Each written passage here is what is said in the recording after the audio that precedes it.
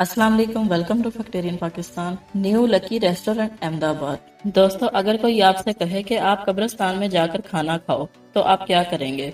आप सच में उस शख्स को पागल ही कहेंगे। लेकिन यहाँ पर न्यू लकी रेस्टोरेंट के मालिक कृष्णन कोटी का एक अलग ही नजरिया है। उनका मानना है कि कब्रें उनके लिए एक गुड लक चार्म है, इसलिए उन्होंने रेस्टोरेंट को कब्रिस्तान के ऊपर बनाया। और यही नहीं, उन्होंने कब्रों को हटाया भी नहीं। इस रेस्टोरेंट के अंदर टेबल कुर्सी के साथ कब्रें भी मौजूद हैं। जी हाँ दोस्तों, ये 50 साल पुराना रेस्टोरेंट है जहाँ आज भी कब्रों के बीच बैठकर चाय पी जाती है। अब ऐसी जगह पर कोई चाय पीते पीते भूत प्रेत की बात शुरू कर दे तो शायद डर का कुछ ज्यादा ही एहसास होने लगेगा। इसलिए ये जगह कमजोर दिल वालों के लिए बिल्कुल भी नहीं है। तो दोस्तों, आप में से कौन कौन इस रेस्टोरेंट में चाय पी चुका है, मुझे कमेंट करके जरूर बताएं। मजीद वीडियो के लिए फैक्टेरियन पाकिस्तान को सब्सक्राइब करें। शुक्रिया।